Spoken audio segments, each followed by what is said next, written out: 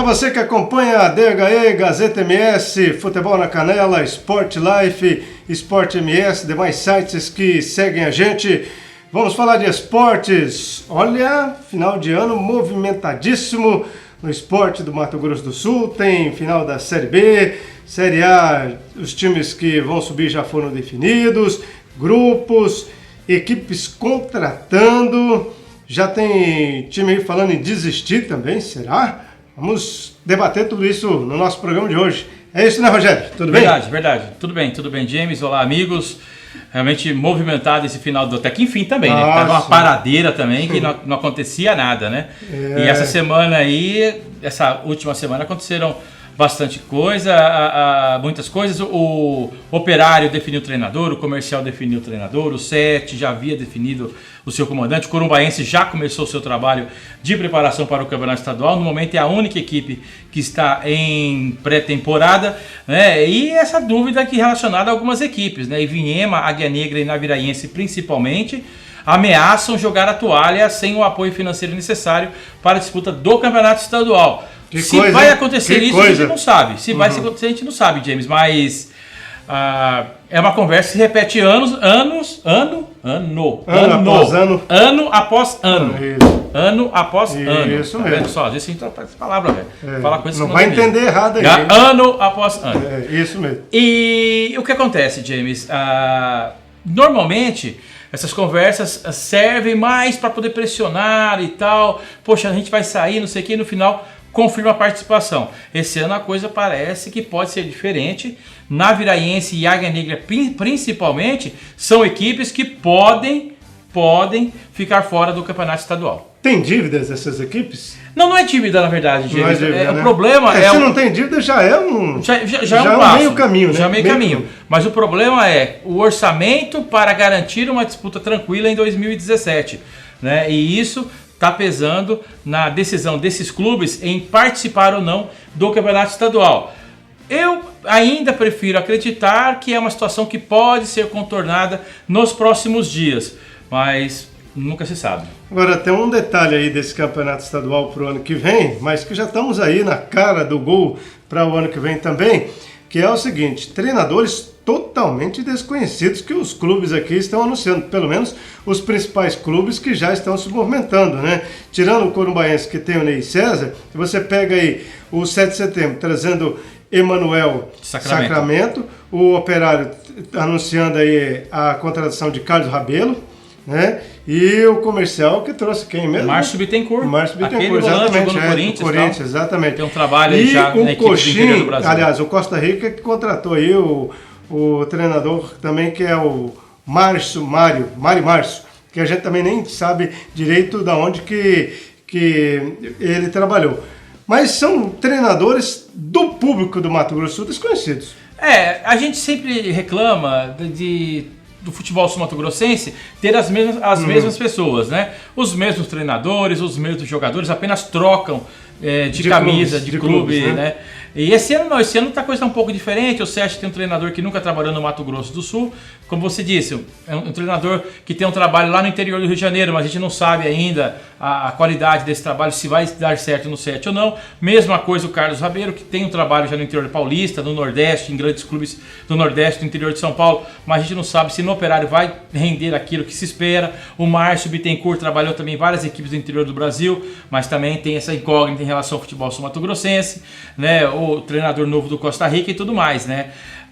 Tem o lado positivo, que é justamente cabeças diferentes, perfis que podem agregar alguma coisa ao futebol sul-mato-grossense. Mas é lógico que a incógnita sempre fica. A gente não sabe se esses treinadores que estão vindo agora para o Mato Grosso do Sul irão corresponder.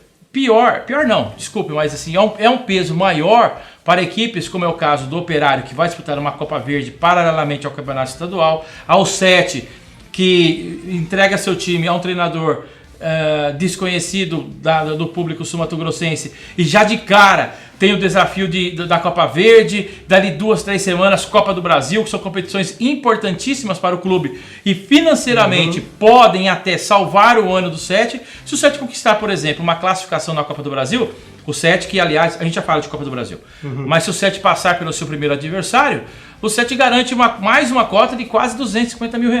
Olha a responsabilidade de um único jogo do 7 na Copa do Brasil. Então, as diretorias estão arriscando bastante em trazer esses novos treinadores. Seria quase que o tudo ou nada nessa questão aí de fazer um bom jogo, principalmente nessa primeira fase da Copa do Brasil? Não, sem dúvida, já que você vai seguindo no assunto Copa do Brasil. Sim. O adversário do 7 na Copa do Brasil é o River do Piauí. Bom time? Bom time. É um time vencível. Vencível, né? O 7 tem condições de passar pelo River. É um time mais estruturado que o 7, que tem uma história no futebol evidente muito maior que do 7, mas que está num nível semelhante. O River, por exemplo, disputou a Série C do Campeonato Brasileiro, James, e foi rebaixado para a Série D. A Série D onde está o 7. Quer dizer, teoricamente, são equipes do mesmo patamar. Então o 7 pode, jogando em casa, no Estádio Douradão, vencer o jogo. Lembrando que o jogo acontece no Estádio Douradão, é jogo único, porém o River tem a vantagem do empate por ter uma classificação melhor no ranking de clubes da CBF. Portanto, o River vem para o jogo numa situação melhor, porque joga pelo empate, mas o jogo acontece no Estádio Douradão.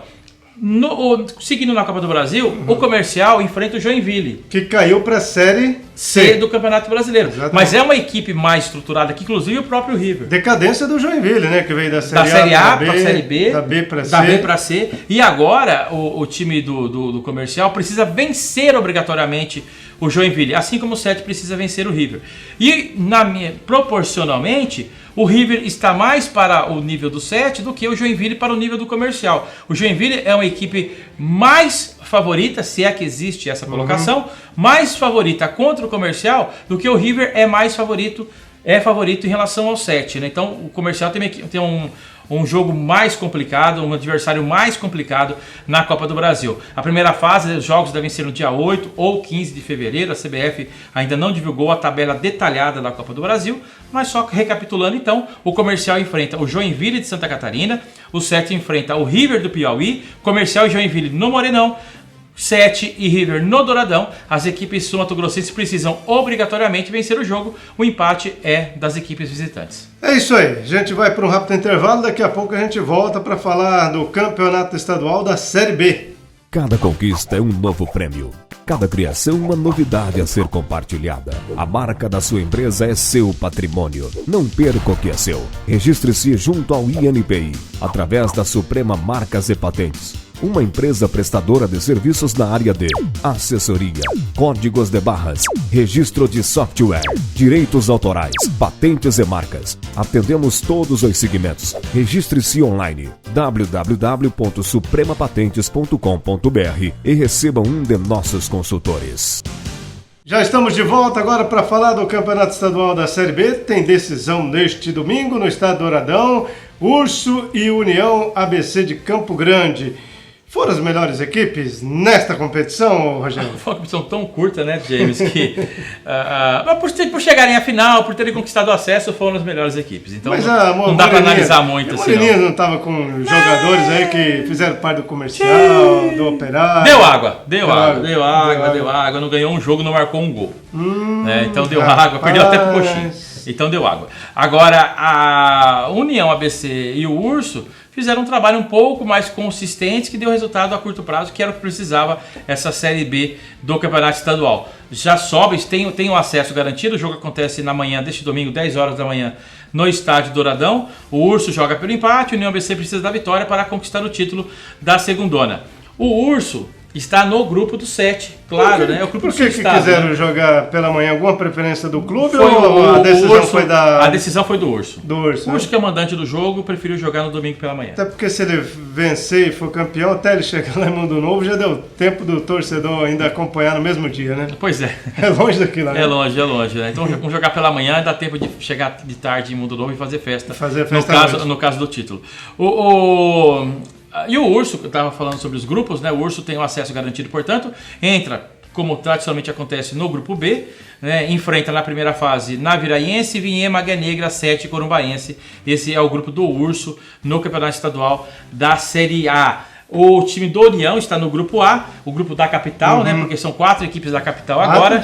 4 times de Campo Grande. Operário, Comercial, Novo Operário, União ABC e as 2 equipes lá da região do Bolsão, o Costa Rica. Bolsão não, é Bolsão lá. Bolsão lá é o norte, né? Norte, região norte, né? Bolsão é mais pro lado de Três Lagoas, né? Isso.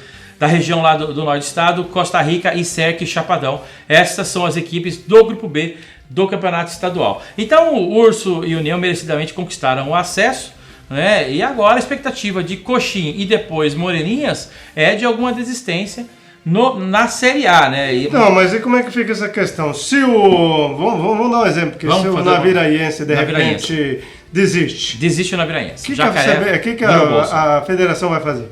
Aí, naturalmente... Vai convidar ou deixa o grupo com uma menos? Traz... É que no ano passado a federação fez uma coisa que realmente fugiu do padrão, mas como ninguém contestou, né, que colocou ali em cima da hora o Aquidauanense no lugar do Itaporã. Isso não poderia ter acontecido.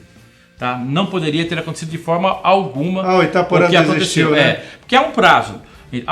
Então, se os clubes desistirem agora um mês antes do campeonato, agora faltam 40 dias, há tempo hábil para a federação ajustar a tabela e colocar um novo clube no lugar. Desistiram uma semana antes, aí não, aí segue o grupo com 5 equipes. Então, se o Naviraense protocolar na federação a sua desistência, aí o Coxim é o primeiro da fila, Moreninhas é a segunda equipe da fila. Essas são as 2 únicas equipes hábeis a disputar a primeira divisão do Campeonato Mato Grossense. Se caso houver uma terceira desistência, aí o campeonato fica capenga com uma equipe a menos. É assim que tem que ser. Então não tem como tomar outra decisão. Lógico que, como falamos no primeiro bloco, esse discurso de desistência de Naviraense, de Águia Negra, de Vinhema, todo ano acontece. De repente, eu tô imaginando aqui que o Naviraense é o que está, talvez, em maior dificuldade, caso a prefeitura não invista lá, porque a oposição venceu lá. Já em Rio Brilhante, o Donato venceu e é um prefeito que sempre carregou ali o Águia nas costas, praticamente apoiando, incentivando, indo nos jogos, né? Mas agora, James... Então, agora também não sei se vai ter dinheiro. Além da falta de recursos financeiros, né? Há uma recomendação do Ministério Público para que as prefeituras não invistam financeiramente no futebol profissional, né? Então, há esse empecilho. Agora, como eu falei, todo ano tem esse discurso do Naviraense, do Ivinhema, do Águia Negra, e todo ano essas equipes vão para o campeonato estadual. Particularmente, eu só acredito na desistência depois da carta protocolada. Protocolou na federação, nós não vamos para o campeonato estadual. Dá entrevista na rádio local falando que não vai, pra mim é balela. Não, aí tem... Tudo bem, é notícia, a gente vai divulgar, olha, o Naviraense não quer participar, o Águia Negra não quer participar, não pode participar, o Águia Negra não pode participar, o Ivema não pode. Mas entre não poder e falar realmente que não vai, há uma distância muito grande. Protocola lá na federação, então. Naviraense não vai disputar? Protocola na federação. Águia Negra não vai disputar? Protocola na federação. Não fica de mimimi em entrevista em rádio que não vai mudar nada. Entendeu? Não vai mudar nada. Ninguém mais cai nessa pressão. Porque todo ano essa pressão acontece e todo ano essas equipes vão para o campeonato estadual. Então, a gente torce muito pela história dessas equipes. São 3 campeões estaduais. O Ivinhema foi campeão em 2008, o Naviraense foi campeão em 2009, o Águia Negra foi campeão em 2007, 2012.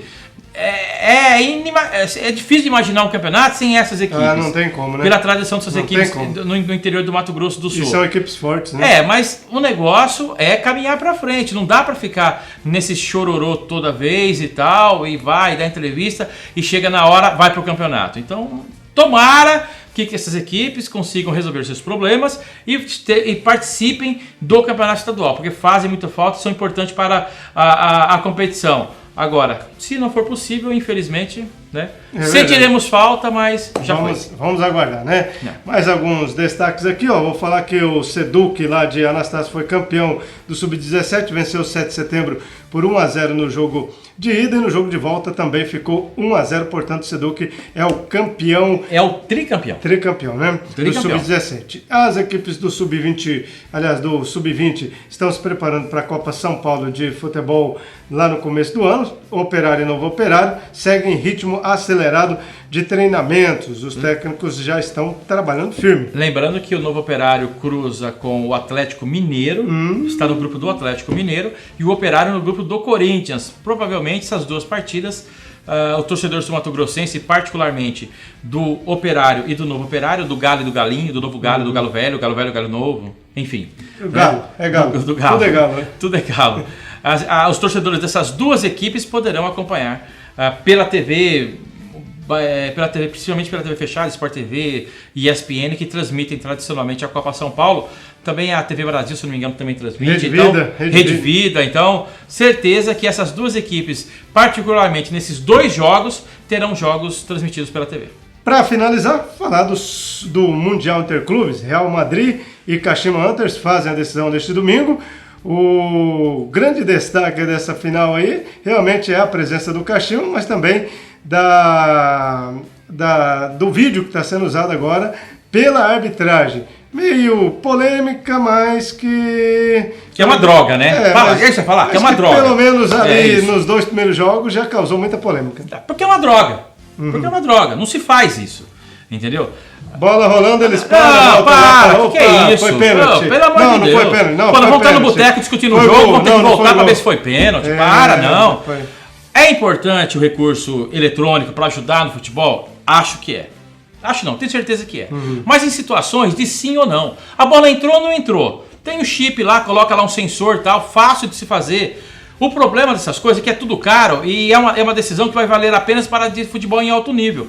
Então, é uma coisa que não existe. Ou você mexe no futebol em regras que possam ser utilizadas por todo o futebol de uma maneira universal, ou senão não dá. Entendeu? Agora vai o que ter foi que feito... usar só em alguns jogos, ninguém jogo tem grana. No interior do Brasil, você imagina de câmeras lá. Você acha que vai ter sensor para ver se a bola entrou ou não entrou no Douradão?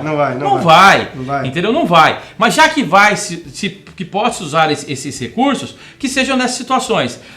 Um sensor para ver se a bola entrou ou não entrou, isso é importante, porque se entrou é gol, se não entrou não é gol. Acabou, não tem interpretação nesse lance.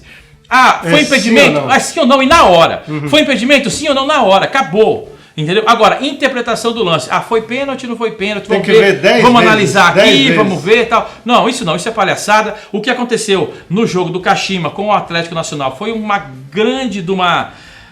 Cara, não tem nome, eu não consigo falar. Foi uma palhaçada, aquilo não se faz. Tá? Então, se é pra fazer assim, mas muito. Não foi pênalti. 2, o jogador japonês estava impedido. E 3, quem garante que não tomaram essa decisão para colocar o Kashima na final, porque é mais interessante comercialmente para a FIFA. Tá? Então é isso. Vamos decidir dentro de campo e todo chororô sempre teve, time prejudicado, time que é favorecido, porque erros acontecem no futebol. Vamos ter muitos capítulos dessa questão ainda, né? Eu não sei se vocês perceberam, mas eu sou contra, tá? Tá bom, ninguém percebeu que você é contra.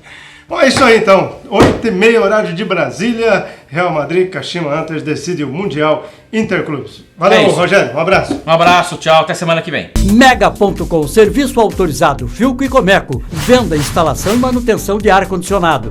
Na Mega.com você encontra ainda bebedouros, filtros de água, toner, locação de impressora e uma variedade em materiais de escritório e papelaria. Faça-nos uma visita na rua Antônio Emílio de Figueiredo, 3045, Vila Sumate, Dourados. Telefone 3421-6744. 3421-6744.